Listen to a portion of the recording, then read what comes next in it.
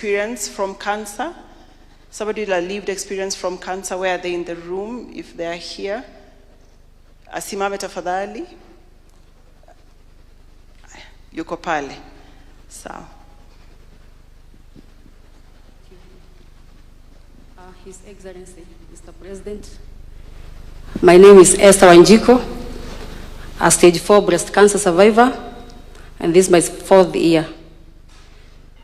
Niko mbele yenu na mbele ya wananchi wote wa Kenya nikisema vile SHA imenisimamia. Kila mtu anajua kansa, jeni ya kansa vile ni ngumu. Na mtu akisikia mtu ako na kansa unaogopa.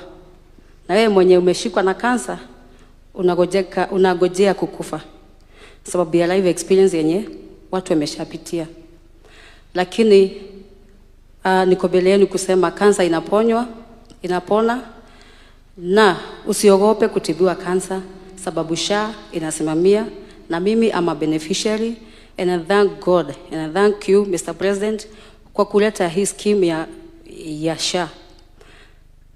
Cancer patients wanajua vile ni gumu sana, na ile treatment mimi napata ni very expensive, na ni among the most expensive treatment kwa breast cancer.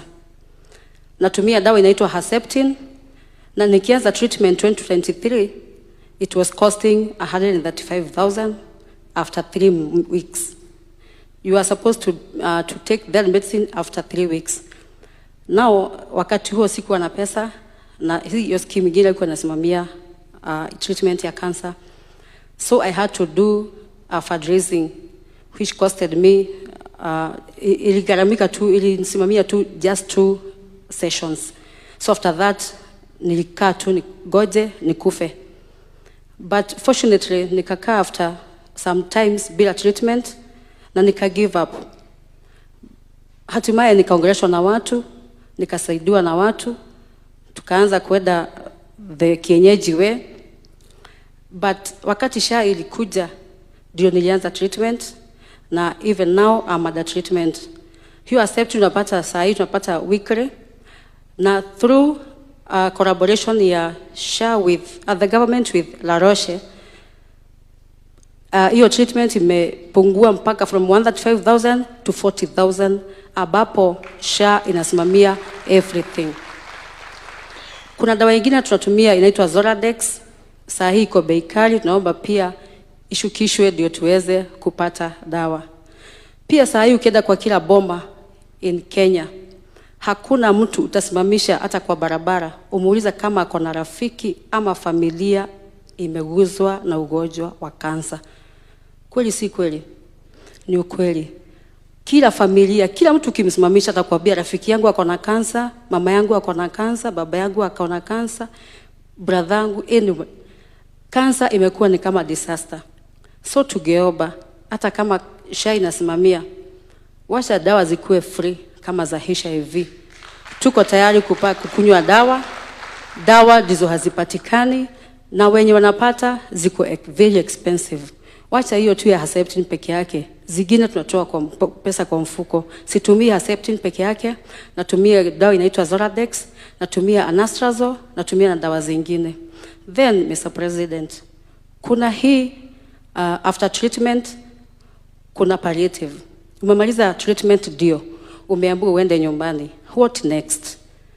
Sisi tumerudishwa nyumbani, sio mimi niko under treatment bado, but sisi nasimamia cancer patients. Sisi wenye tumemaliza treatment tuko under palliative care, lakini hatuna uwezo. Unaambiwa uende ukule vizuri, hata hiyo mkate ya asubuhi huwezi afford.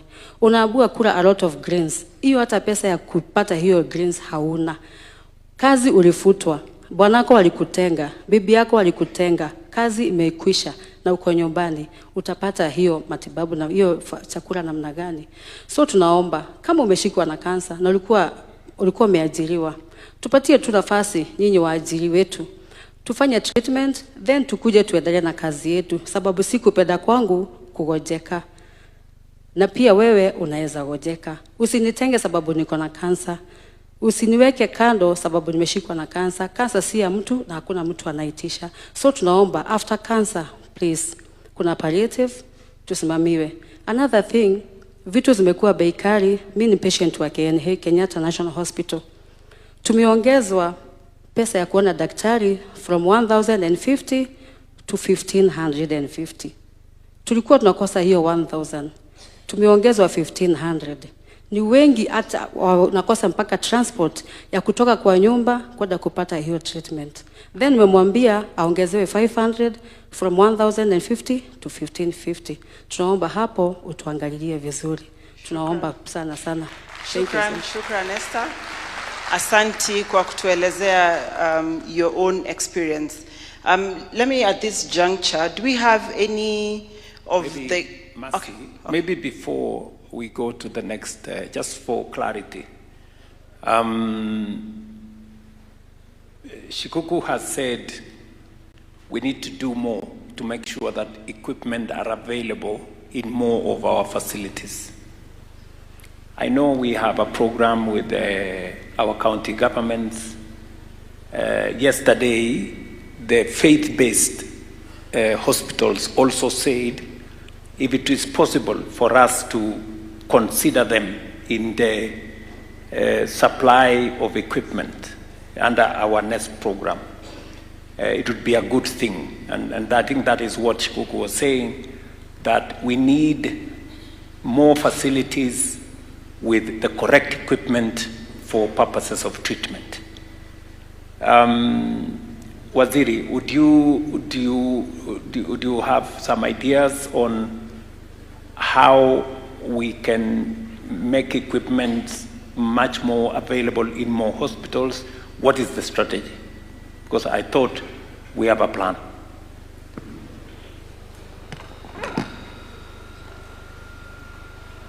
Your Excellency, let me talk for the public health facilities, those which are under the county governments and under the national government.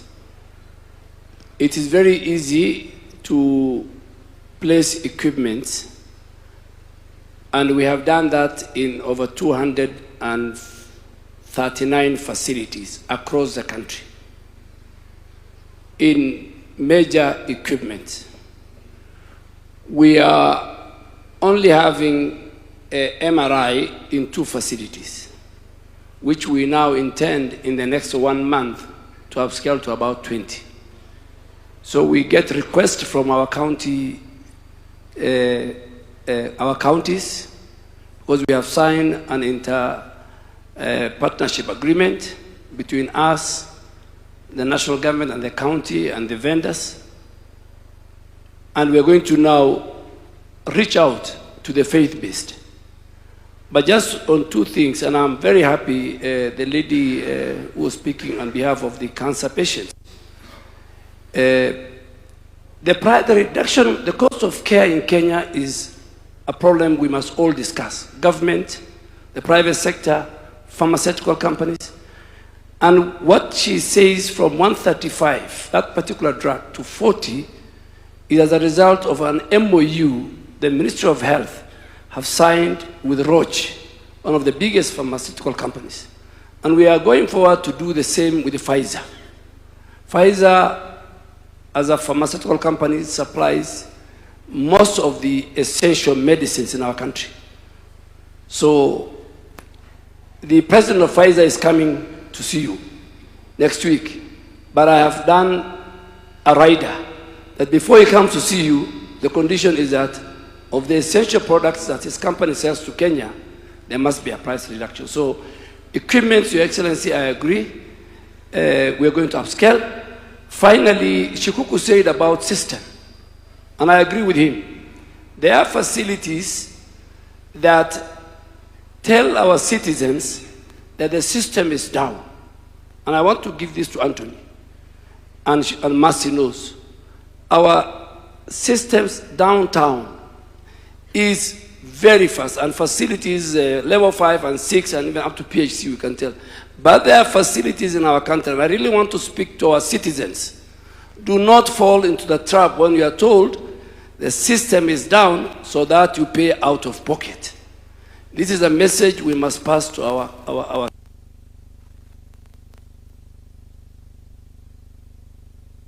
Today, out of the 44 counties, 39 counties at least have one CT scan in their sub-county referral hospital. Some have two, and I'll give the example of Bungoma. In Bungoma County Referral Hospital and in Webuye. Nairobi, I'm sure Governor Sakaja is here, and this morning we had a testimonial from citizens that there are more equipment in the Nairobi County hospitals and facilities before 2022. So I really can only say that, but this is very good. Thank you. Thank you. We will go to the matter of cancer because this is a listening session. Chair of Council, when we signed the Intergovernmental Partnership Agreement, we informed counties, and we actually worked with them on the list of equipment available under that program. And it was our expectation that every county will request the equipment which they think will assist them in delivery of service. Is there anything we can do more, Chair, to persuade, to get counties to onboard the equipment? Because I think we had only one county who had not signed the IPA agreement, that was Kiambu County. I'm told last week they have now signed. So there is no reason why every facility in Kenya should not get at least the minimum equipment so long as they have the number of patients that will justify the installation of those equipment. Do you want to say something, Chair? I think Nairobi Governor might also want to say something. Your Excellency, with respect to the NESP, the National Equipment Support Program, we have intergovernmental agreements between individual counties and the ministry. These can also be amended with respect to what is ordered.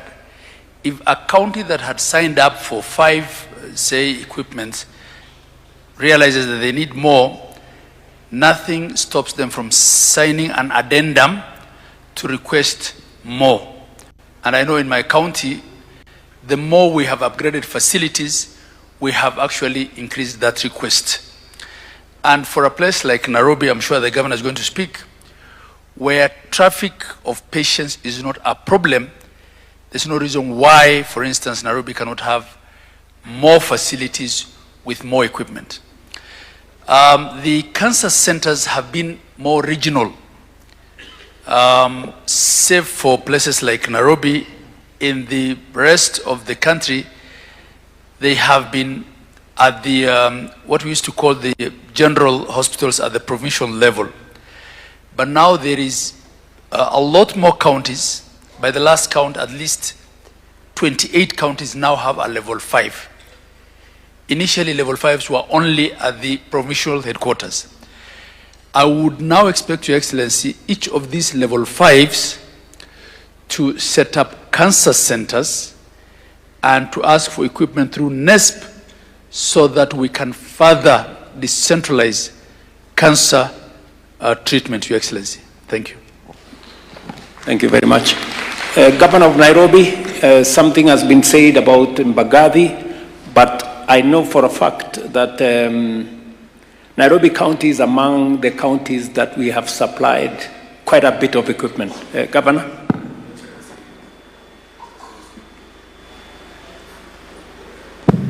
Thank you. Thank you very much, Your Excellency. And thank you, Crispinas Shikuku. All our facilities have equipment.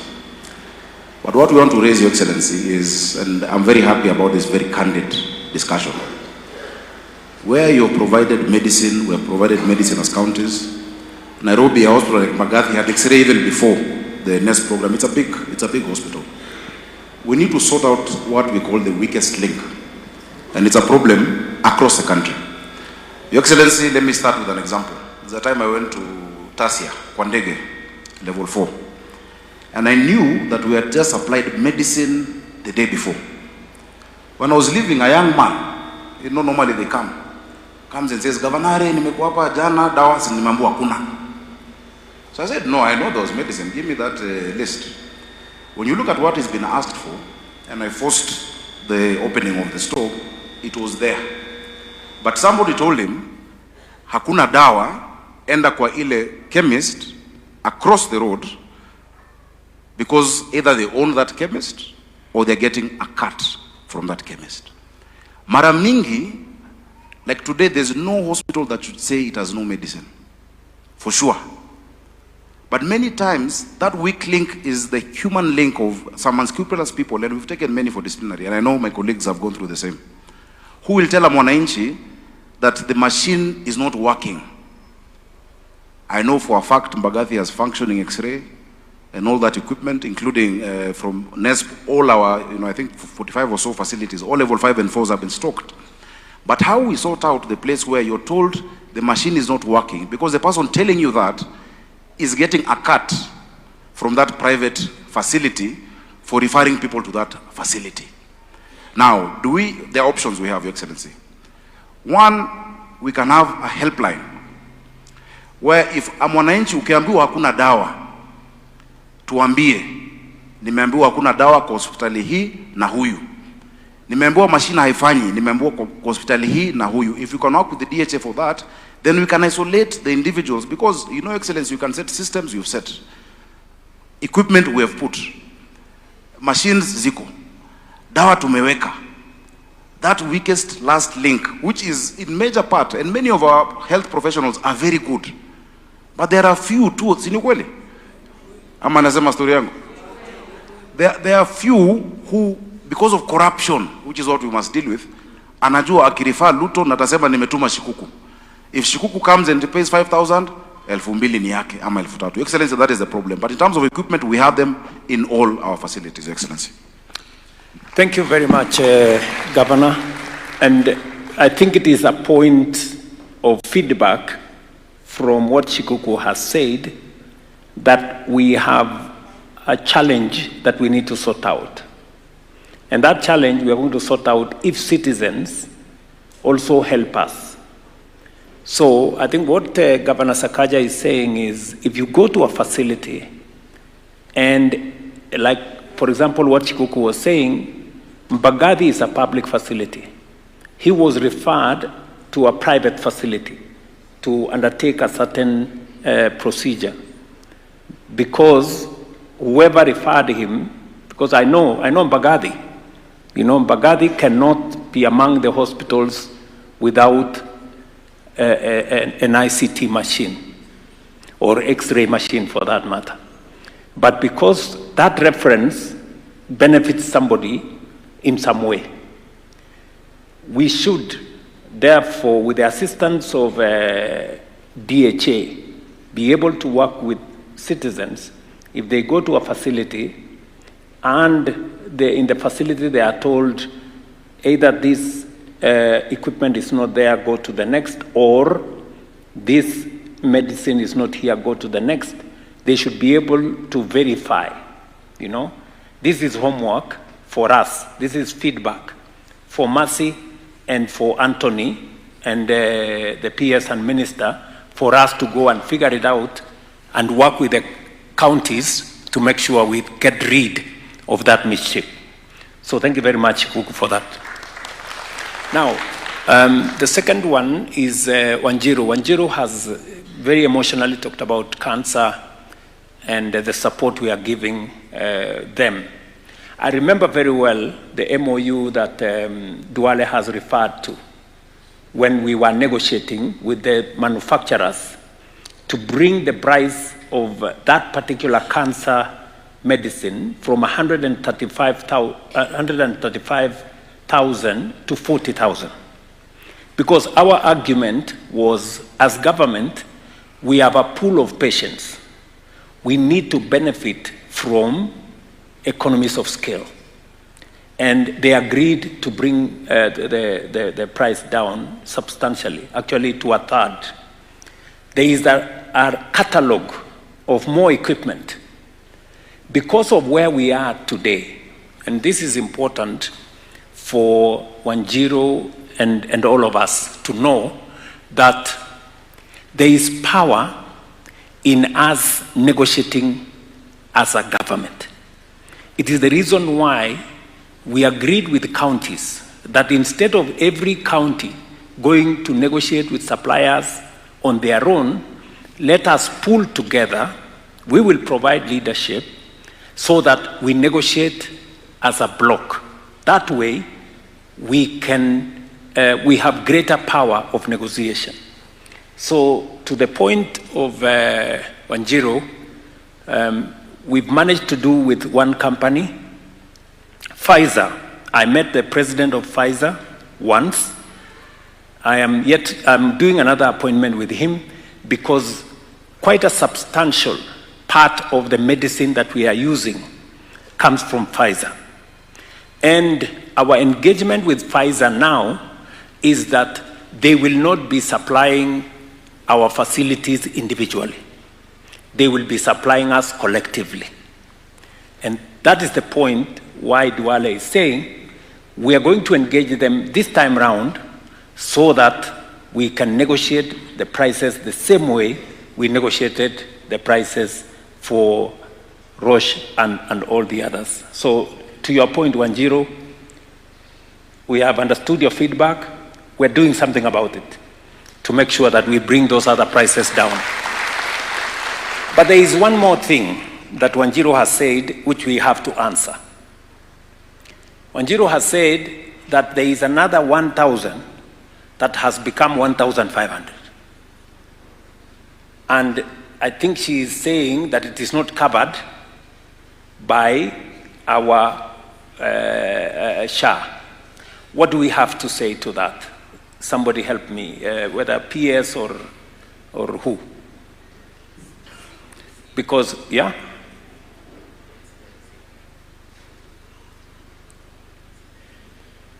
Yeah, Your Excellency, I think the CEO and Dr. Masi can answer that. The CEO of Kenyatta National Hospital and also SHA. Okay, so Masi, do you... Thank you, Your Excellency. As I hand over to Dr. Lesiampe, it is correct, Wanjiru, that you do have to pay 1,500 for your outpatient visit. Your Excellency, what we are doing about this is, like we mentioned, at the end of October, we are reviewing a benefit package. And we are reviewing the outpatient benefit package. Many Kenyans, Your Excellency, have come to us and told us that SHA is doing well, but we need to do something at level 5 and 6 hospitals outpatient. So far we have our numbers. We'll be presenting them and defining a plan in how Wanjiru and those costs can be diminished or at least reduced at the end of October, 30th October. Now, just to the point, this is a challenge that faces not level 2, not level 3. Not level 4, not level 5 4. and 6. So level 5 and 6. Yes. Because my understanding was that for level 2, level 3, and some level 5, for level outpatient facility, it's covered fully by SHA. Yes, so Your Excellency, just to clarify, level 2s, dispensaries, health centers, and level 4s, specific level 4s, it is covered by SHA on a walk-in, walk-out. But for certain level 4 facility entitlements, level 5s and 6, it's not covered. So we've had that complaint from many Kenyans. The simple procedures where you need a specialist in a level 5 who might not be in a dispensary or a health center or a level 4, but is available in KNH. So we are working it out so that we get a package and so that we're able to reimburse for that. Very good. So again, Wanjiru, this is very good feedback. We are working on a benefits package for SHA. We had an initial one because we also wanted to be sure that we don't say we are going to pay for so much and yet we had not had an experience of whether we would be able to pay or not.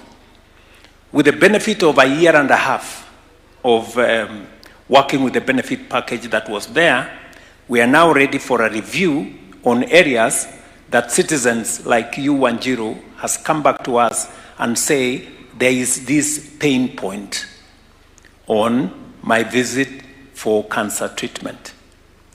I do not know whether there is any added value the CEO of Kenyatta Ken. I think it has been answered effectively by Mercy, because that's the truth, right? Lesiampe, do you want to say something?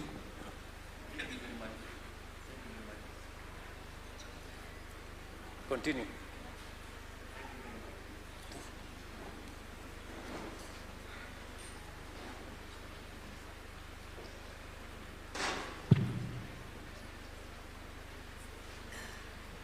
Thank you very much, Your Excellency.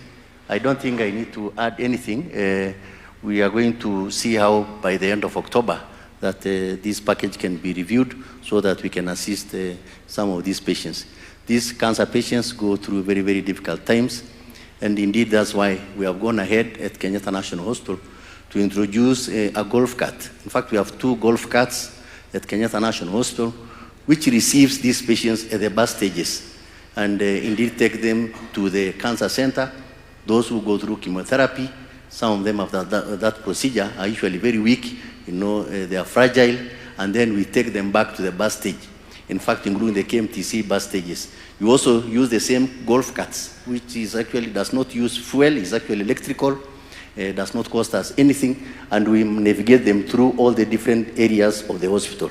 So, Your Excellency, we take this very seriously, and therefore we're going to see how best we can review to make these people comfortable. Thank you, sir. Thank you very much. I think we've gotten some useful feedback from those 2 great Kenyans. Please proceed. Thank you, Your Excellency.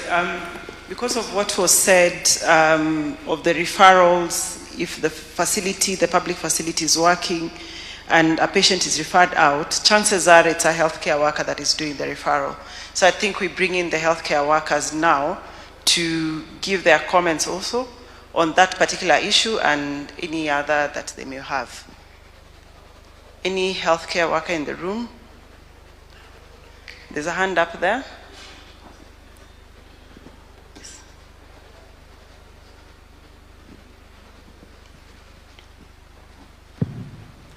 Thank you very much, Your Excellency, and the government officials here. So first of all, to respond to my brother and my boss, Honorable Sakaja, it's true. I'm Dr. Dennis Miskela, the Deputy SG for KMPDO, the Doctors Union. It's true that we come from Kenya. Even these healthcare workers are Kenyans. So we know we come with our weaknesses, that in this sack of healthcare workers, there are rotten apples. And as KMPD, we never shy or defend when healthcare workers make mistakes. We also fall sick. So we know that sometimes that motivation to get that extra money through all those bad ways are there. But then again, as healthcare workers, we will also not sometimes allow ourselves with the punching bag that when there is no drug, wameiba madawa. When the machine is broken down, wanatuma watu nje kupata hizo pesa. Sometimes genuinely those equipment break down.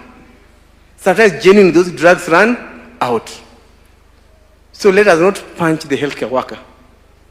They really go through so much to help. But what I can say that, please, can we have a proper feedback mechanism where the citizens themselves can report?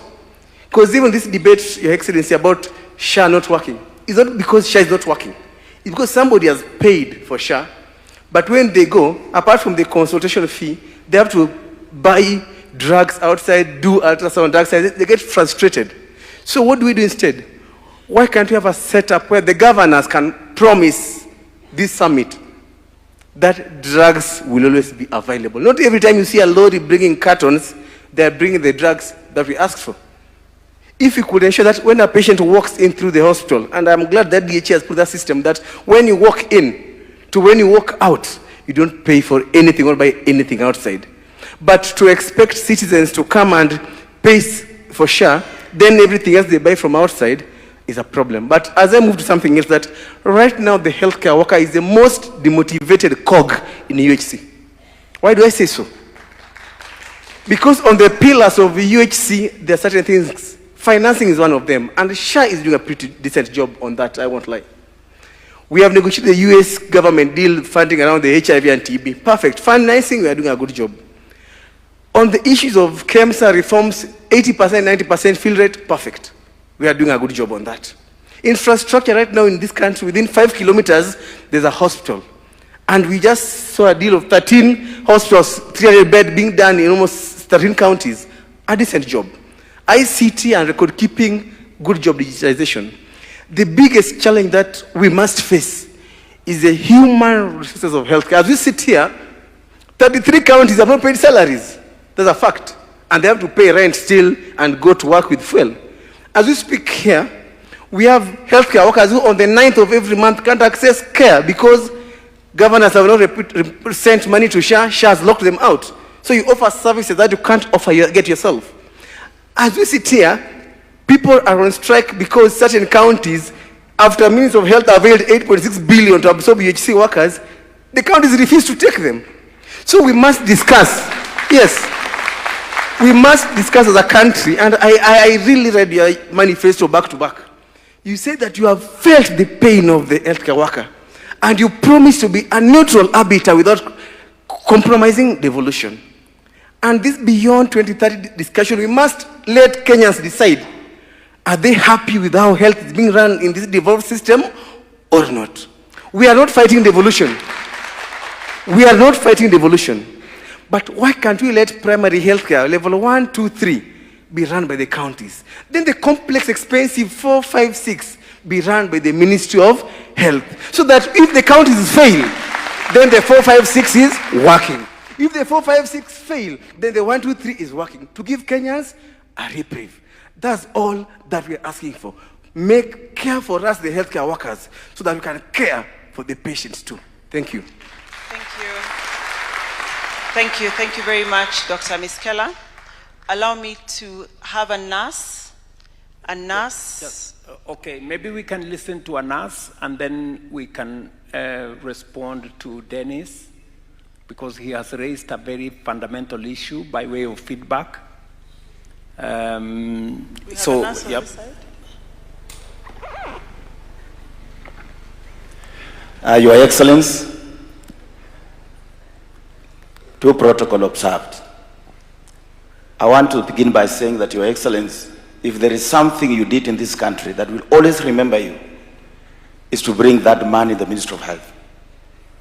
That Eden Twale to the Ministry of Health. And he has brought up a team that is actually working. Plus his PS, Uma Oluga, PS, the most smiling and the doors always open. Mary Muthoni, very welcoming and workaholic. And even Director General, Dr. Moth, and the entire team at the Ministry of Health. Your Excellency, these people are working today. Be as it is, Your Excellency.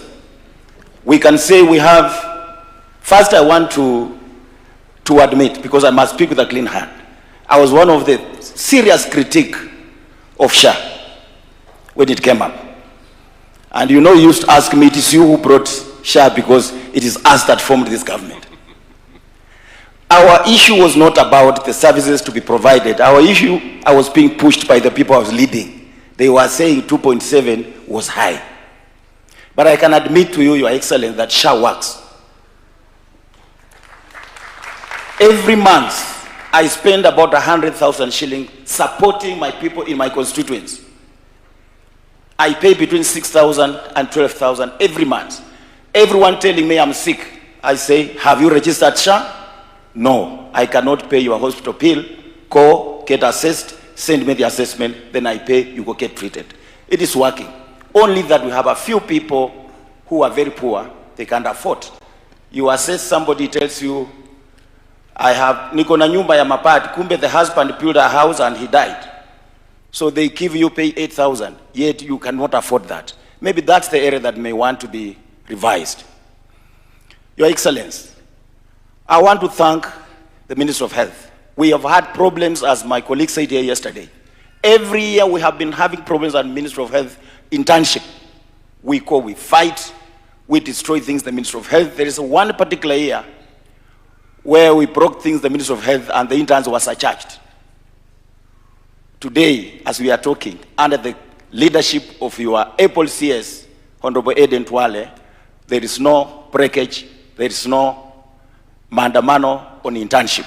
That disease has been cured.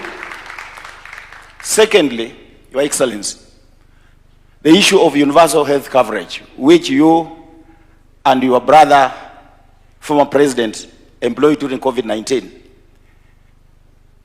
Through his guiding and support and working with Parliament and all people responsible for revenue allocation, 8.6 billion was allocated for absorption of UHC staff into permanent and pensionable.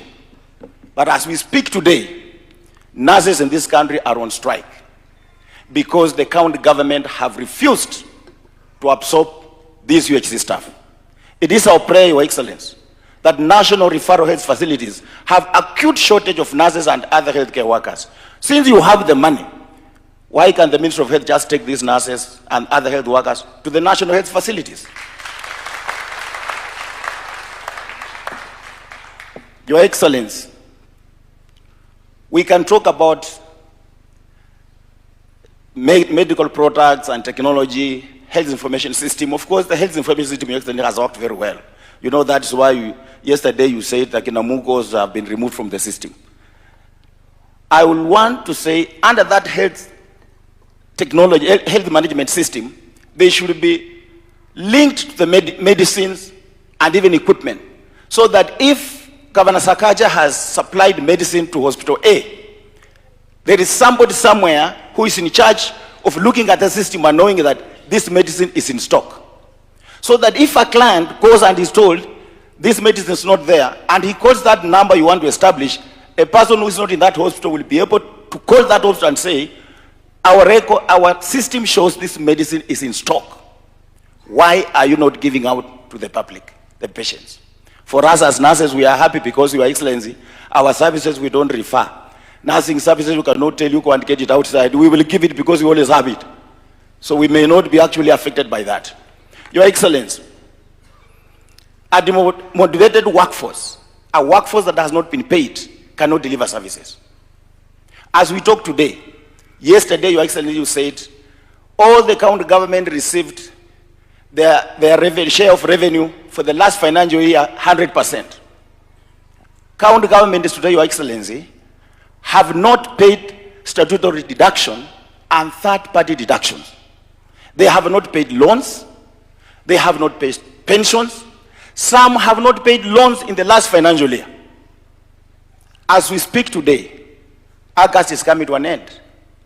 Health workers have not been paid salary for July. They have not been paid salary for August, will end next week. How do you expect these health workers to go to work, to feed their children, to pay rent? You are embarrassing health workers in this country. If you are a health worker or a public servant and you have been paid salary and you don't pay for your rent and your landlord throws you out, Your Excellency, human resource policy requires that you are disciplined because you are embarrassing the employer, who is government. Now, since we are the ones being embarrassed, what do? Can we sack the employer? The only weapon given to us by the Constitution of Kenya under Article 41 is to go on strike. So we are asking, we open a conversation. Are we ready as Kenyans to continue having a healthcare system that is very critical in the hands of devolved system where only 9 counties, Your Excellency, in this country have had their budget passed up to now? 14 have never submitted their budgets. 24 have had their budget rejected. Are Kenyans ready to have the health human resource with these administrators who can't even have their budget passed, who can't even afford their budgets? This is a conversation that we need to open. Thank you. Thank you very much. Your Excellency, the last one. I cannot sit with people saying this. I'll be lynched by members. I'll be lynched. Your Excellency, in 2017, you and President Uhuru Kenyatta gave nurses a return to work formula, where you improved our terms and conditions of service. From that time up to now, that return to work formula of 2017, Your Excellency, has never been implemented. It has been a cause for 4 strikes, including the one that's going on right now. I know you have goodwill, and you mean goodwill for this country. Through your goodwill, I'm requesting you to ask the chair of the Council of Governors to sit down with us on Friday, have a solution. And SRC should be on board. Because in 2017, we had that CBA, it was taken to SRC rejected. And today, even if we sit with Council of Governors and agree, and SRC rejects, the strike will still continue. So I'm requesting you, I know you mean goodwill for people, talk to the Council of Governors, SRC, so that we sit on Friday, because we have a meeting on Friday, we complete and send our people to go back and work. Thank you, Your Excellency. Thank you. Do we have any other representative of healthcare workers? Any clinical officer? Okay. He's up there.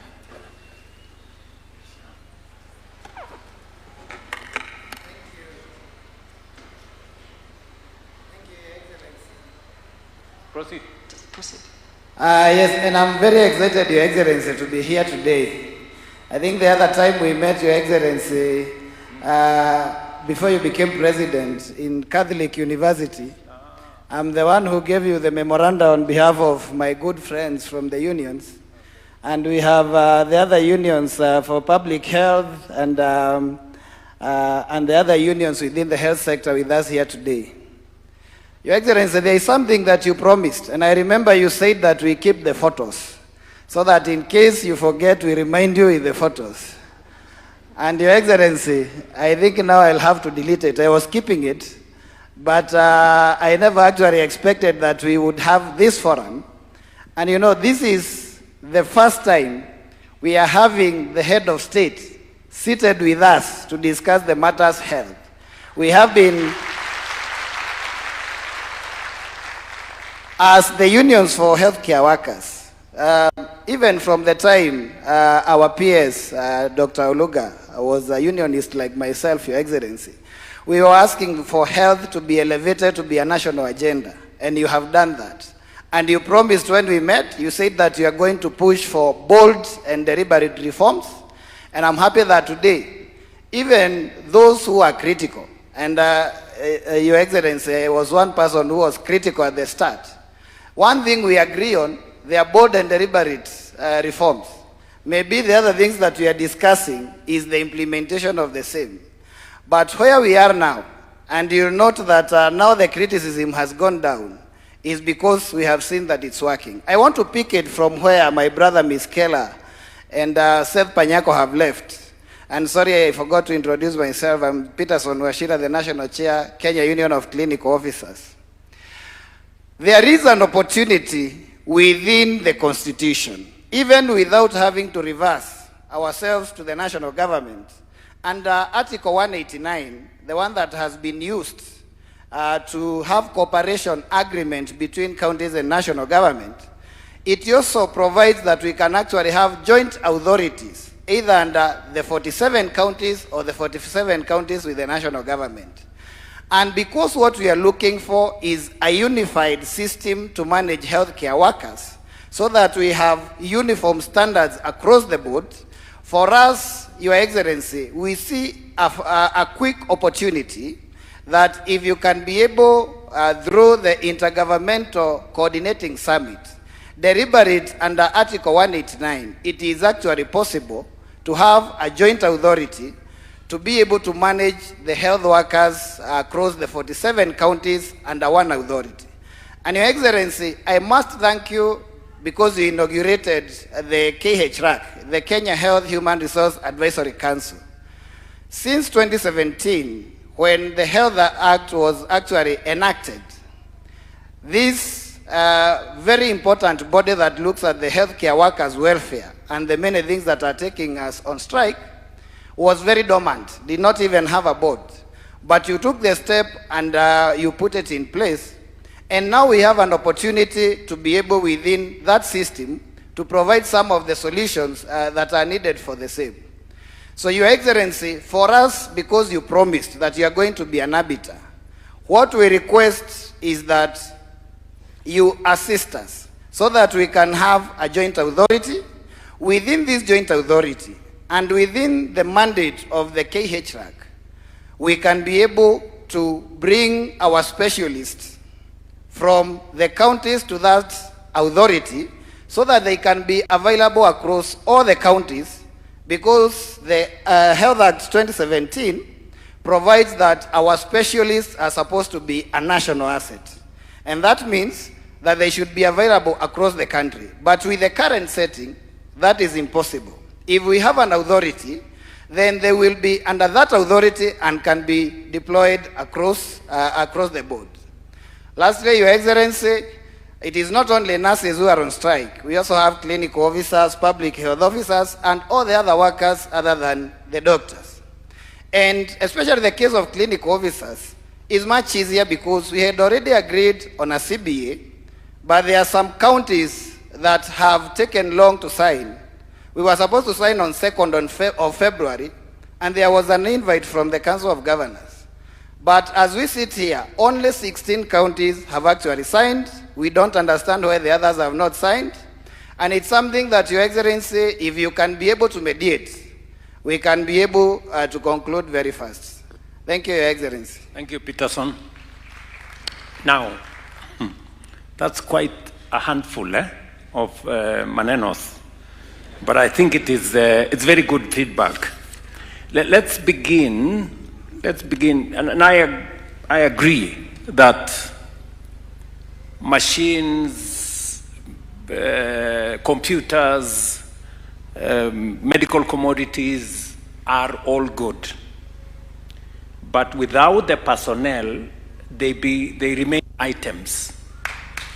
And they cannot, they cannot amount to service. For it to amount to service, people must be there. At the heart of health delivery is the health workers. And let me say the following. Peterson has put me squarely on what I said when we had the health summit before the last election. And I'm very happy to see you, Peterson. We have not met since that time. The problem, you forgot to come with the photographs. and I already gave you the leeway. I told you, keep these photographs so that in case I forget, remind me, tell Mr. Boss tulikubaliana hii. Unaona hii picha. But I guess you also agree that 80-90% of the things we agreed at the Catholic University, we have implemented. There are some outstanding issues, among them the issue you have raised, and I'm going to see how we can navigate so that we can take this forward. So human resource is a critical part, possibly the most critical part of the delivery of health as a service. To give it to the counties, and when I said I'm going to be an arbiter, you can confirm. And the chair of the Council of Governors here and the governors can confirm that the relationship between the national government and the county governments is way better than it has ever been. Because I deliberately chose to work with the counties, to engage in dialogue, and I must also say the counties have been very understanding. Whether it is the payment of CHPs, we've done it together. Whether it is the passing of the laws, they were always in the committees. Whether it is the equipment, the National Equipment Service, we have an intergovernmental partnership agreement. And everything else, we have worked together. Now, up to that point, we are good. You have raised Dennis and my good friend Seth there have raised issues that I'm sure the council will want to respond, because this is not a place for judgment. This is a place for feedback, so that we're encouraged for the things we are doing right, and we are pointed out the things that are not going on in the right direction so that we can improve. It is true what I said yesterday, and the chair of the council can confirm that we have transferred all the resources for last year. We never crossed with any shilling belonging to counties. And the money for July was already paid. The chair explained yesterday the reasons why some counties have not paid the July salaries. But what these good people, representative of health workers, Dennis and Seth, are saying is also correct. You know, a whole, if today is the 19th, right? 19th of August, and salaries of July have not been paid, there is a problem, you know. So we need to tidy up that, because otherwise we demotivate the most critical aspect of our health delivery. I agree with you, and if there is anything that the national government can do to support the counties on that matter, we are willing to go out of our way to support the counties so that that matter can be sorted out. The next issue is the issue you have raised on deductions, and that by the 9th, when SHA says that you haven't paid and therefore you cannot get service, I thought we created a bridge. I thought Mercy, you know, because it is not right that we don't provide service because an employer has not remitted the money, which they are going to remit anyway, you know? So I think that we had that conversation. I don't know whether Mwai or somebody or, yes. I'm being told to do it, Your Excellency, so because it's hot. Your Excellency, yes, we did have that conversation, and we agreed to move from the 9th to the 25th. We just need to tie up an agreement with Treasury and then be able to work that round. So we haven't implemented it yet, but you did initiate those discussions and give us the instructions that we sit with Treasury and move from the 9th to the 25th, at which date Treasury had committed that all monies would be with the counties and we wouldn't run into this problem. So it is on us, Your Excellency, we will need to implement that. Yes. Yes, Adam. Your Excellency, this is a matter that we have discussed a number of times. That healthcare workers who are treating Kenyans on the 9th themselves are locked out. And when we were at the summit, I think why we kept is that, and the chairman was there at the summit in December, we found out that the majority of the counties were committed to paying before the 9th. Wajir is one of them that has been paying before the 9th. I think what we are not discussing here is the flow during the transition of the two financial years. But Treasury have been dodging. We just need to do an MOU with the National Treasury, because they're the ones who pay both the national government and they pay the county governments. At times even we have a problem with our own civil servants, the chief contribution. So I think this is a matter that ourselves and the chair can now get just a final MOU commitment with the National Treasury and we should not discuss it anymore. I think the healthcare workers, you can assure them of that commitment. Okay. In the next 2 weeks. All right. So let me tell the representatives of our healthcare workforce that this is feedback that had come to me, and I had already given direction on what we should do, because it is not correct that a healthcare worker is providing a service to others which they themselves cannot benefit from.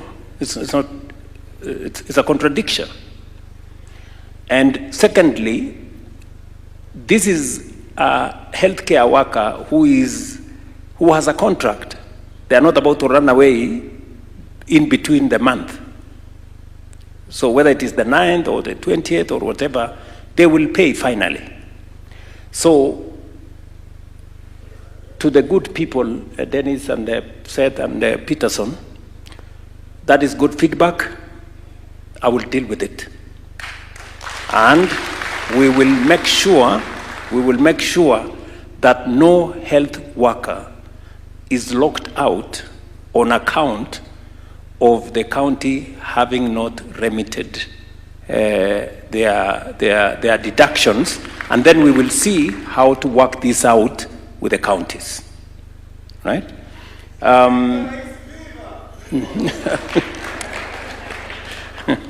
Dennis, this is not a demonstration.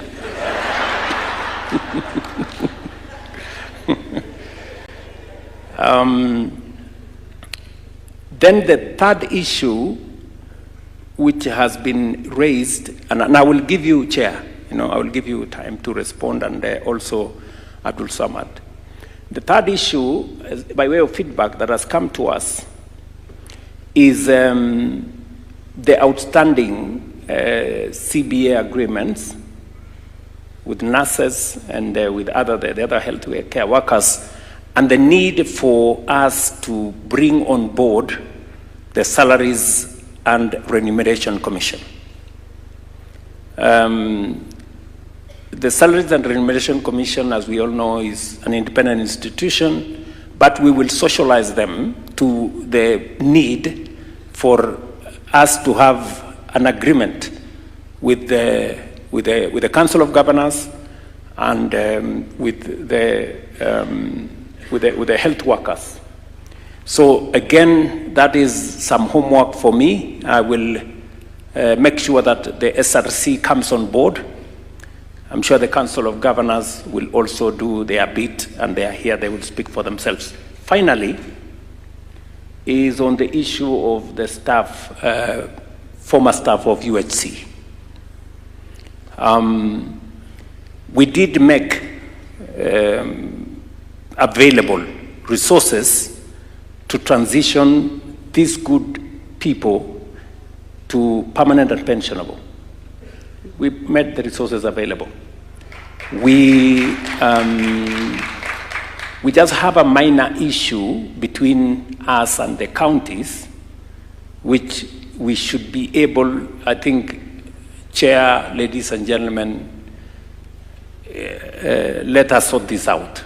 And let's give ourselves a maximum of a week and sort this out. I have given options. I have said, if the counties have a problem absorbing these workers, the national government will absorb them. So it is up to us to, but I would really, because I know the risk of us absorbing them as a national government, because it will undermine service at the counties, because we will basically be transferring staff from our county facilities to national government facilities, and yet at the county facilities they are providing service to Kenyans. In any case, we don't have national government Kenyans and county government Kenyans. We only have Kenyans. Yeah? So I think this is something that I undertake that between me and my good brothers and sisters at the county, we'll look at it. Chair, and then Abdul Samad. Your Excellency, let me have a first go at it, and then my colleagues will back me up. Your Excellency, we are good friends with these union people because we spend a lot of time with them as governors navigating these matters.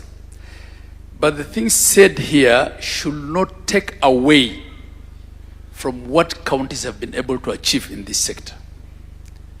This morning when we were in the other hall there, we took cognizance of the fact that in 2013, in the run-up to the first elections under devolved system of government, we had about 900 doctors in district hospitals.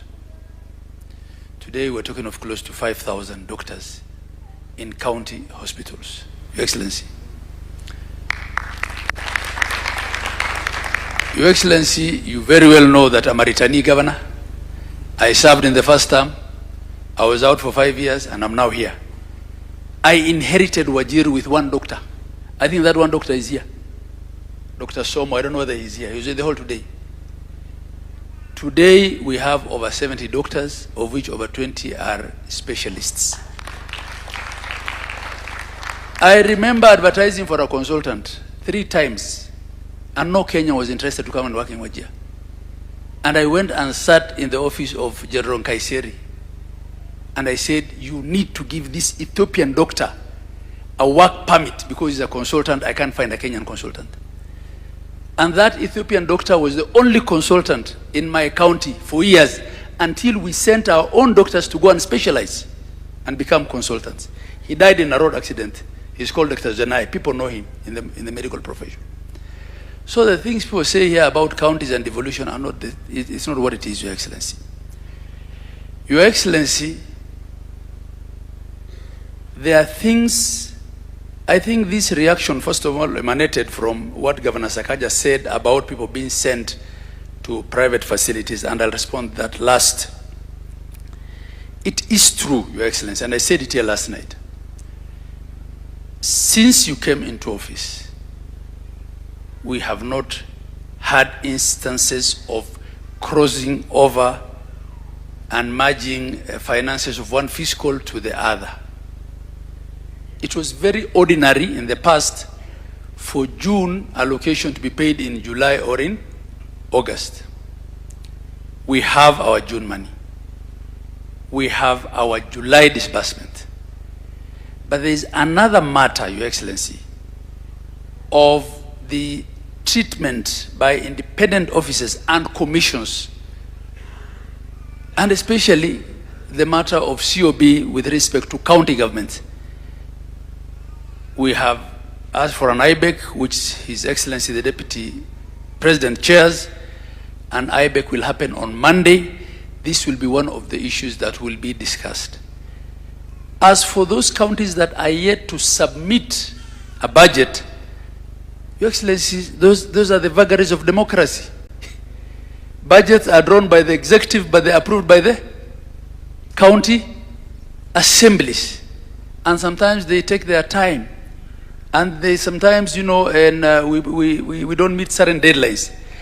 But the financial architecture has taken care of that. Even when a county has not passed a budget, the law, PFM Act, allows that county to access 50% of the last year's budget within the first 6 months.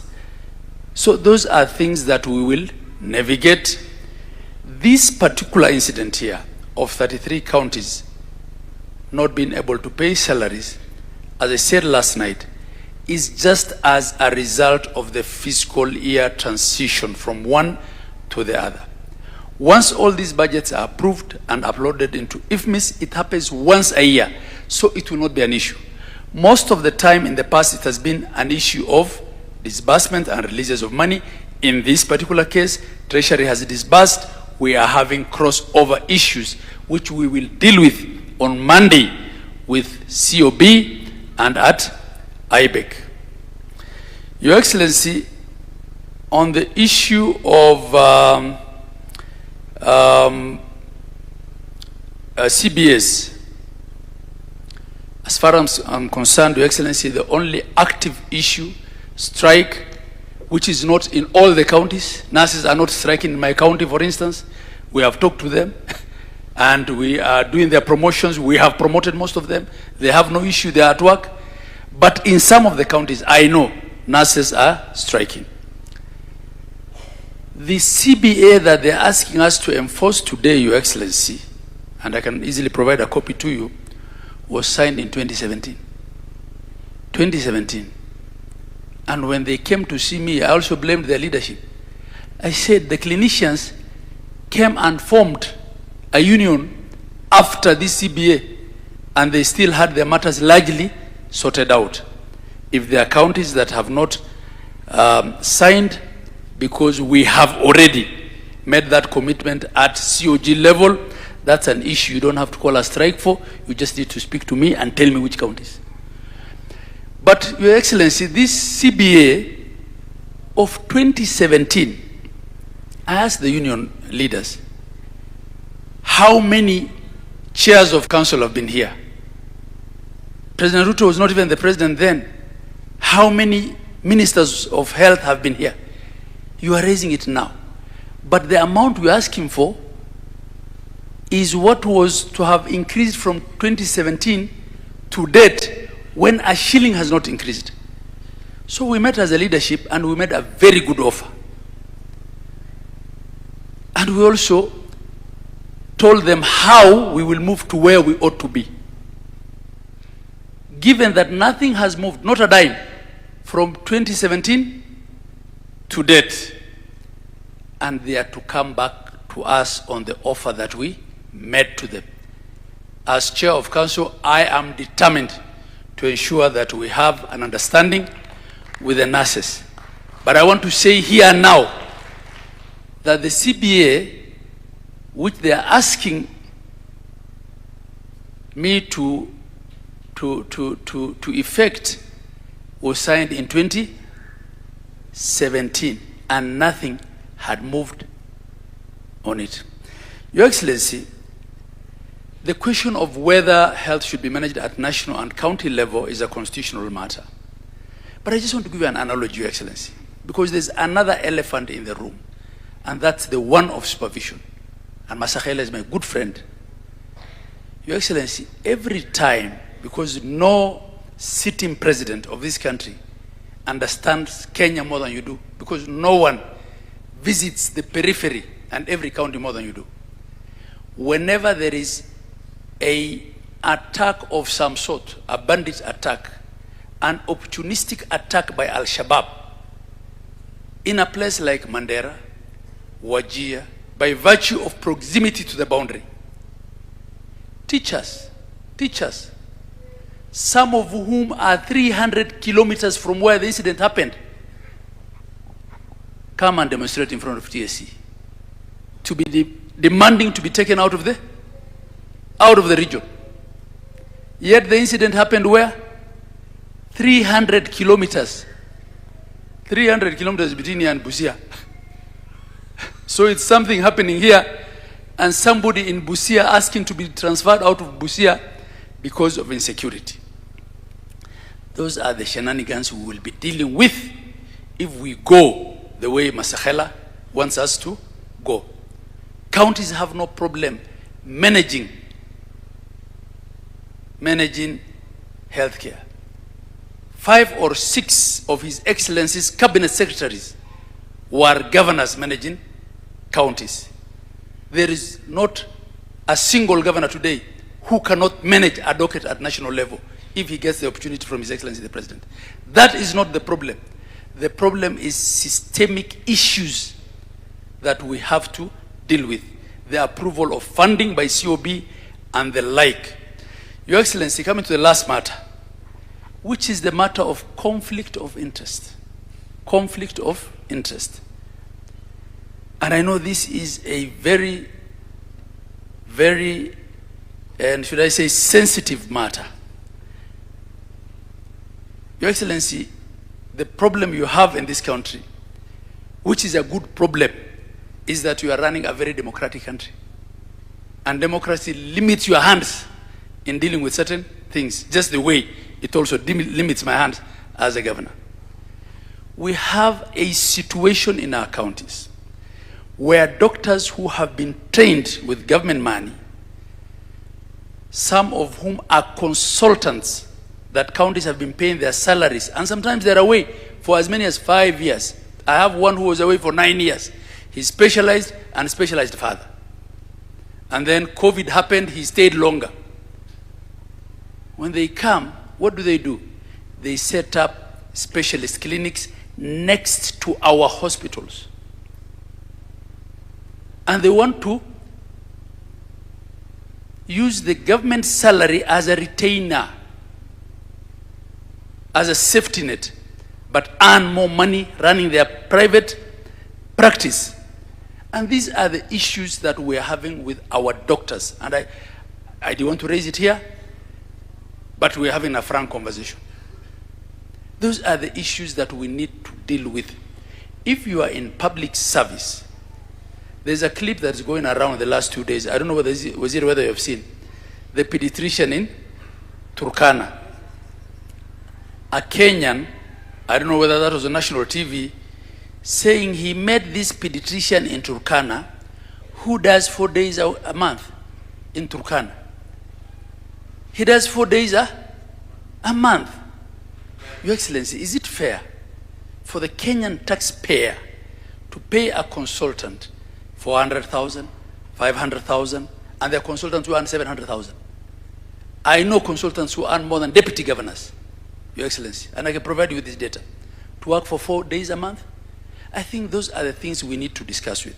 Having said that, Your Excellency, I will make an effort as chair of council to even get into an arrangement for the purpose of salaries so that we allow counties that are having challenges paying salaries to also have a soft arrangement like some of us do with Kenya Commercial Bank so that they pay salaries on time. I can face Panyako because I have paid my salary, I have paid my chief, I never delay in doing it, but you cannot come and generalize things here. I thank you, Your Excellency. Thank you very much, Governor. Do you wish to say Abdul something? Samad, please help me. The chair of Committee of Council of Governors, briefly. I think we know each other with the union leaders on first-name basis. And I think the number of calls that I get from them and communication is probably more than what I discuss with you. I want to start, an example is Peterson, Kenya Union of Clinical Officers. The last conversation I had with Peterson was actually just yesterday, Your Excellency. And it was myself, together with Governor Sang, that actually negotiated the return to work formula. There's some things, Your Excellency, that are beyond us. SRC is a constitutional body. I have to go out of my way, and the Secretariat, the able Secretariat of the Council of Governors have to go out of their way because we need a no objection from SRC. I signed, other counties have been able to sign, others are in the process of being able to sign. But even after that goodwill, you're still being told that, and I actually had to call him and tell him there's a level of goodness that we can also be able to do, because if we have signed and have done our part, there's really so much that we can be able to do. The doctors, in fact, I know that I'm meeting them on Thursday, actually, Your Excellency, which is tomorrow. Is it tomorrow? Yeah, on Thursday, I'll be meeting the doctors. Some of the issues that we've been able to do and work on. Today, we're implementing a CBA, including paying salary arrears, including, we actually had to personally call the head of the Ministry of Public Service for purpose of getting a special code for ensuring that we pay the salary adjustments and so forth. The issue of nurses, Your Excellency. Prior to the strike being in place, the Council of Governors had already put a team and they were already negotiating. Negotiations had already started. And even without anything else, the nurses opted that, yes, they want to go on strike. I've heard the issues that have, you know, and it is okay. It is okay because of positions that we hold sometimes, it is important for unions to be more tough on counties like ours. Because of the fact that maybe we speak on behalf of the other governors. But I, like the governor of Wajir, I think probably because of this transition, for the first time, I delayed salaries by 2 days or 3 days. I have no debt with any single employee in the county government, including statutory deductions and everything else. The issue that we're trying to make sure that it does not happen, you need to ask yourself, Your Excellency, what were the conditions that made a CBA to be signed in 2017 that every government that has been able to come through has not been able to do a CBA like that? When you sign a CBA, when you're in a position that you're under duress, because that CBA was signed on an election year. That CBA held people at ransom. Allow me, you know, and it is the reason why, Your Excellency, I sat down with the two gentlemen at the council offices, and we gave them an offer. And we said, this is our offer. The least that would have happened is we're coming back now, even as we speak right now. There are so many who have gone and broken court orders because of the fact that there's actually a court case, that they're actually meant to return. Because when you speak to someone and you're holding a gun on their head, you're dictating, you're not speaking. You speak under equal terms, and if we've shown that level that we want to be able to speak, the same way I've been able to speak to the Kenya Union of Clinical Officers, the same way I've been able to speak to the doctors, we were able to sort out strikes and we were able to amicably solve issues to do with many other cadres that are out there. And I think, Your Excellency, amongst the things that are being discussed at IBEC on Monday, one of them is the issue you were talking about on SHA, that if a county has not been able to pay, what happens in a scenario like that. It is something that is being resolved on Monday as we speak in IBEC. The other issue that is also being talked about, I know Mombasa is not one of them, but it is only fair that I speak on behalf of the other governors, Your Excellency. The issue that is being discussed on Monday is also issues to do with COB. When a county like Nairobi and many other counties have not had their budgets approved, and COB opts and decide that, you know, it is just a flooding or something. But anyway, COB has decided not to do some of these other things in time. And Your Excellency, there's actually a notice that COB themselves have actually put out, that there would be a crisis on salaries. And it's not salaries just for nurses or doctors or clinical officers alone. It is nurses, including the governors and the deputy governors and the CECs and chief officers and everyone else. So, you know, for those governors, the same way we have doctors out there who decide not to go to work, which is a fact. They decide not to go to work despite the fact that they're being paid salaries. One of the reasons why you hear that SHA is not working, Your Excellency, and this is a true story on my part. I went to a hospital and someone could not be discharged because the way SHA works is, and it has been beautifully designed so that there's no fraud. The person, you know, the clinical officer or the doctor has to be able to sign them, and it is because it's geo-fenced. When that person is not there, then you're told that SHA is actually not working. But as a matter of fact, there's a person who was meant to do what they need to do when they were not there.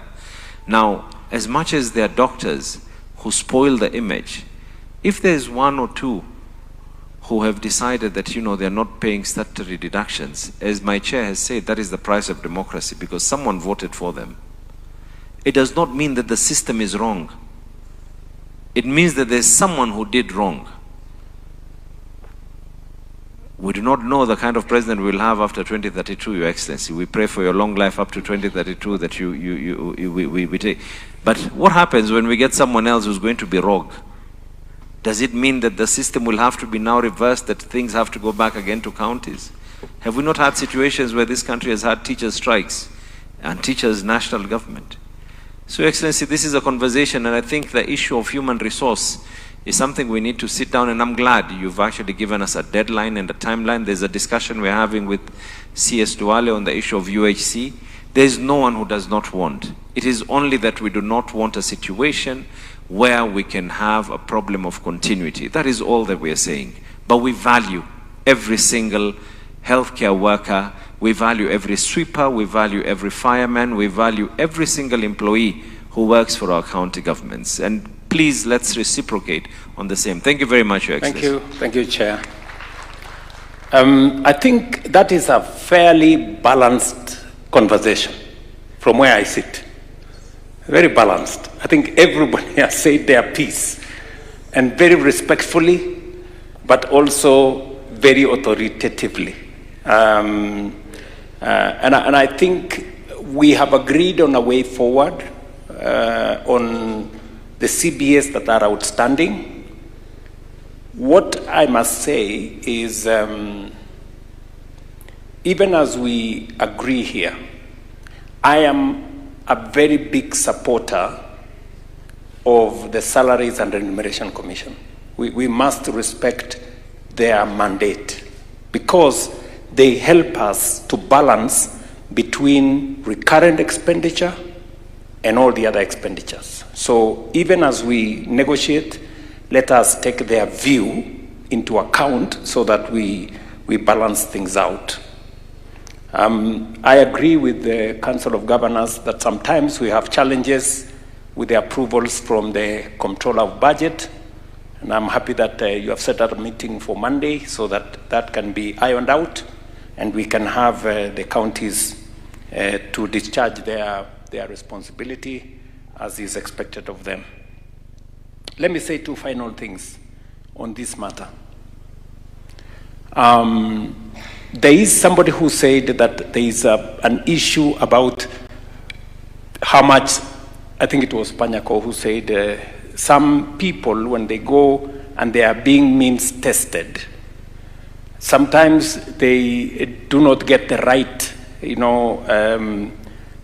testing, because maybe they said they have this, maybe the assessment was not accurate and that kind of thing. I think that's homework for us. We need to continuously sharpen the means testing instrument.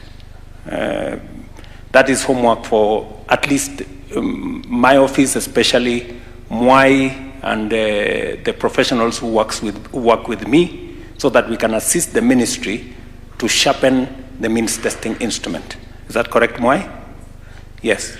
I want to just promise you that we're still collecting data on making sure that when we do an assessment of a citizen on how much they pay, we must be as near accurate as possible, so that we do not burden a citizen who has a certain ability and we misjudge them to have a different ability. So that is good feedback, but already it is in our radar that we have a means testing instrument. We are still gathering data, and we are we're trying to access data from different sources so that we can have a much more accurate means testing instrument. Let me, however, say that there are people who have means, and this is Kenya, There are people who earn more salary, they have better businesses, but you will find them complaining that they want to pay the least, when in actual fact, they should be able to pay more because the assessment that they go through says a different thing. So we must continuously not burden, and I must say this, the people who earn salary, everybody knows their salary. But there are people who make as much money doing business, but they don't want to pay as much as those who have a salary pay. They want to pay less. That is unfair. In fact, the court instructed us that we must be fair. You know, those who have a salary must pay. Those who don't have a salary must also pay, and they must be assessed correctly. So I think that is an area that we will keep improving as we go into the future. One final thing that was said is on the matter that Peterson raised. I think when we were in that summit, when I made commitments, I said we will find a mechanism which will bring the county governments and the national government into a place where we can discuss health, human resource issues.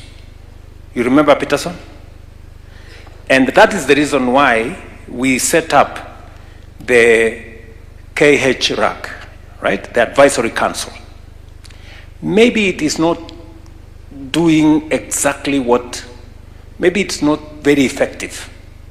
I think we should find a way of making that body much more robust and active before we can explore the opportunity you have said that maybe under Article 189, I don't know whether that is possible, for us to set up an something to deal with human resource. But I think the best place to start is the advisory council that we have.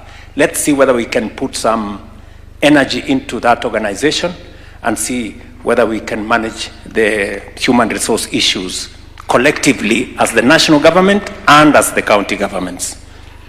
And I think we have agreed on the UHC staff.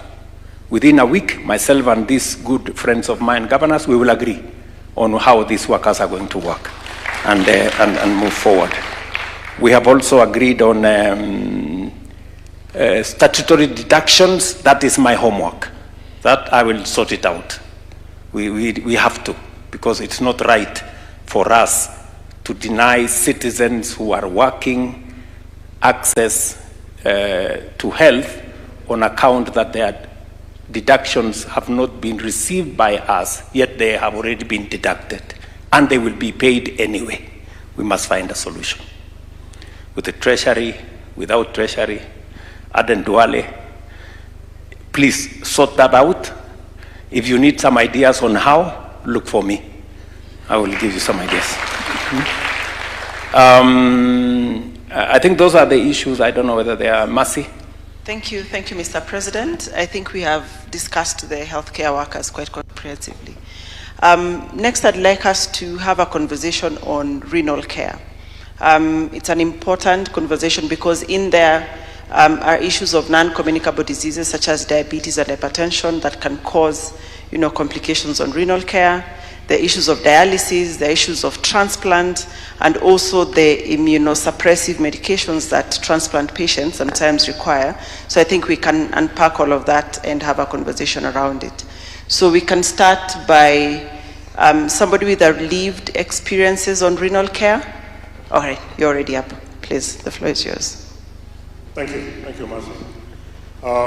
Your Excellency, distinguished ladies and gentlemen, my name is John Gikonyo. I am the president of the Renal Patient Society of Kenya. I'm also the vice chair of the Non-Communicable Diseases Alliance of Kenya. I am a kidney patient myself, living with a kidney transplant. I got my kidney transplant in 2015 at the Kenyatta National Hospital. And I'm proud to say that between then and now, the good people at Kenyatta National Hospital have taken good care of me and other renal patients, and that's why I have known nothing but good health in those 11 years. Your Excellency, I represent a group of people who are considered to be the greatest beneficiaries of the Social Health Authority. And I say this because the cover we have for both dialysis and transplant is, honestly speaking, quite generous. A patient on dialysis in Kenya is covered for 2 sessions every week, each session at 10,650. If you total that for 1 year, it's 1.1 million shillings per year.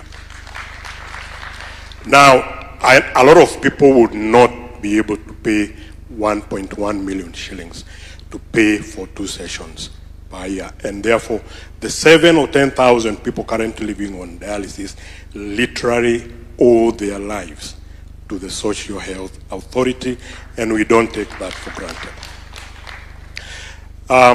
The patients who are lucky and able to get a transplant like myself, we have a SHA package which covers, again, 1.1 million.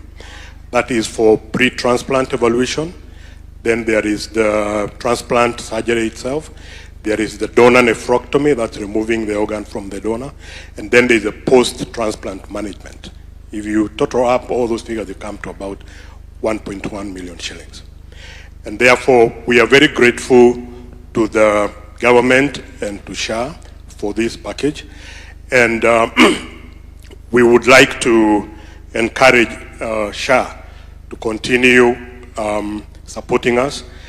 We would like to encourage SHA to speak to us regularly, because sometimes there are challenges, particularly access challenges, that need to be ironed out so that whatever is not going on well can be sorted out. And I would like to pick a few issues. The dialysis package, like I've said, is 2 sessions.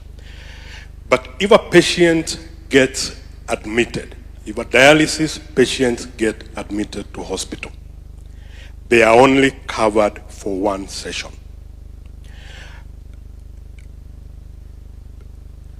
And this is a bit strange, because if you are on dialysis, you are already a patient who is unwell, but if you now need to be admitted, it means your health has deteriorated, which could probably mean you need more dialysis than the 2. Remember, international best practice recommends 3 dialysis sessions. But we only give 2 because that is what we can afford for now, and we understand that very well as patients. That we only get 2, despite recommendation of 3 dialysis sessions, we get 2 because that is what we can get for now. And I'm talking about now a patient who is getting 1 session because they have been admitted. So they will even get more sick, because if they are not able to pay for the extra one while they are in hospital, then they will not get well very soon. But what is even worse, Your Excellency, there is a condition called acute kidney injury. And this is a sudden onset of kidney failure, either from an infection, an injury, an accident, or something like that. If acute kidney injury is tackled quickly and intensive care given, which would involve, for example, 5 full days of dialysis, there is an 80% chance that the condition can be reversed, kidney function will be regained, and the patient can go home well. But now when we only allow 1 dialysis session for this patient, because they are any patient, what we are doing, I'm imagining the reason we are doing this is so that we save some money. But what we end up doing, and this is very sad, is that we are saving 50 or 60,000 at the risk now of sending this patient to full-time dialysis, for which we will need 1.1 million per year, and they will have a very bad outcome and a reduced quality of life. So these are some of the things we would like that SHA to reconsider, so that people get the care that they need at the time that they need it, because some of the access rules, unfortunately, are not fair to the patients. We have, like I've said, a post-transplant package.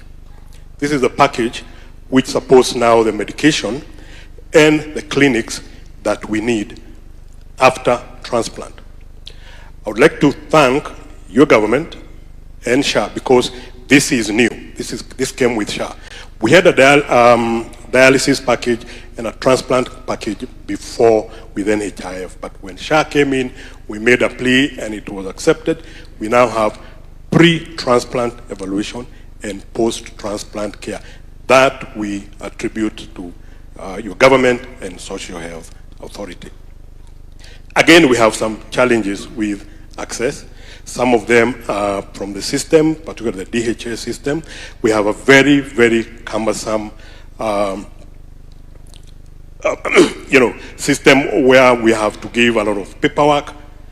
KNH has now gone paperless. Hata ukilipa pesa upate risiti siku hizi. Hakuna karatasi KNH. And we are happy because things have improved, things move quick. But when it comes to SHA, I have to go with 6 documents, which I have to submit, then they have to be scanned, and even the physical part of doing that and taking them through all this takes a lot of time. Sometimes the system hangs. We would like the SHA system and the DHA system to be streamlined so that we can also go as smoothly as the rest of the things. And sometimes we are forced to go home without drugs because the system hanged. And to respond to CS Duale, who mentioned about, sometimes people switching off the system so that we can pay cash. A lot of time when the system goes down, you can't even pay cash. It goes down, nothing can happen. It's a very difficult and sad situation. And people at KNH, for example, wouldn't do that. And like I have said, I've been with them for over 10 years, so I know them. They cannot switch off a system to make you pay. So whenever it happens, it's a genuine problem. Thank you, Gikonyo. Yeah. Let me just finish because the President gave us a challenge to talk about beyond 2030. And I have not heard anyone talk about it. So I would like to make some asks on that. And what I would like to ask Your Excellency, and some of these things I will need to seek your personal intervention, is that we need a renal registry. We need that because we would like to make data-driven decisions around kidney disease. We do not have a registry as yet, so a lot of figures we throw around are imaginary. But before we get there, I would like to make a plea to Dr. Mercy Mwangangi and the gentleman from the DHA. I know if you go into your system, you can be able to tell us, for example, how many people accessed post-transplant medication in one period, how many people accessed dialysis. And if you can share that information with us, including with Dr. Lesiampe and her team, and his team, they would be able to make better plans. And I'll tell you why. Currently, that post-transplant package is only available at KNH and MTRH. But they cater, KNH can tell you how many people they have transplanted since they started. But they cater for people who are transplanted in other hospitals, including outside the country. So they cannot be able to predict properly today how many people will come for clinic next Tuesday if they do not have this data. And so they find themselves in problems which they are not able to solve because there is some darkness around how many patients need this service and how do we prepare for them. So we would like Your Excellency for that. We propose that this registry is domiciled at the Center for Excellence for Urology and Renal Disease Services, which we have been promised will be commissioned very soon. And I saw CS Duale inspecting that compound recently, so I know there is something in the works. And if this can be domiciled there, then we can be able to interact with that. And we will have to have, like I said, data-driven interventions and preparations.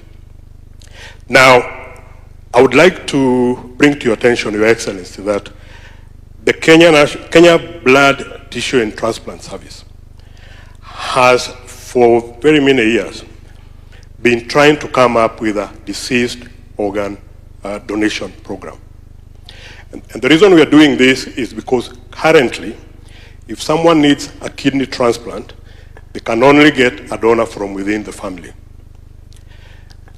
So previously, before the post-transplant cover that I've said came with SHA, a lot of people are preferring to stay on dialysis because when they're on dialysis, they don't pay anything other than the subscription. But if they do a transplant, they need to buy medication, and they feel they cannot be able to do that. Now we have some money coming our way. And the question is, why haven't we seen an uptick in people seeking transplant services? The reason is kidney disease is a family disease. So if I am still being requested to go back to my family to look for a donor, there's a high likelihood that most of them will not qualify, because if it's a genetic disorder, then they are all affected.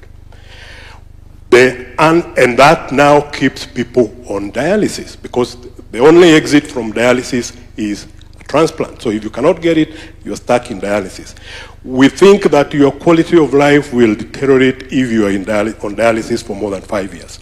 So the cure for that then is a deceased organ program, where we can be able to take organs from our dearly departed, and then we can use this for transplant. We can also relax the rule that requires me to go to the family, so that now my friend or my neighbor can donate to me. The Kenya Blood Tissue and Transplant Services has been working on a framework to operationalize the law that is in the 2017 Health Act. And this process has been stuck since 2023 because of lack of funds. I would like to make a special appeal, Your Excellency, and the Honorable CS for Health. Please make sure that this effort is funded so that we can be able to finish the technical working group that was working on this is able to finish his work, so that we can expand the donor pool in the country and more people will be able to exit dialysis and go for transplant. Thank you. Just two more. Okay. Thank you. Let's allow others Let to me talk about an NCD. I would like to request that I know we're having an NCD, a census in 2015. Again, looking for data. We don't know how many, for sure, how many people are living with NCDs in the country today. I would like to make a request that during the census, the next coming census, that we put a question on NCDs so we can have some semblance of data of the people living with NCDs in the country. And finally, I would like to make a plea for meaningful involvement of people living with NCDs at the decision-making level, so that we can contribute towards some of these decisions using our lived experiences, and that is the end for me. Thank you very much. Thank you very much, Gikonyo. You have packed quite a lot of things, and I could see the President taking notes. We will address that later. Allow me to also just pick 2 or 3 more lived experiences. There was a couple, and yesterday we had a conversation on seeking care in public hospital and those who go to private hospital. Both experiences in a private or public hospitals that wanted to share that story. Oh, he's here.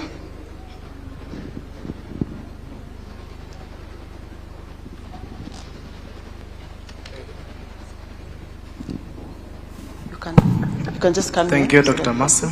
You can just. Okay. Thank you, Your Excellency. My name is Joseph Mutinda Kimatu. With me, I have my wife. I'm Frida Mutindi. Yes, we got involved in a road accident on 1st of March this year. On our way back to school, we are teachers in profession at TSC. And we were admitted in Machakos level 5, but because of logistics of surgery, I was the one who was left at Machakos level 5, and then my wife was referred to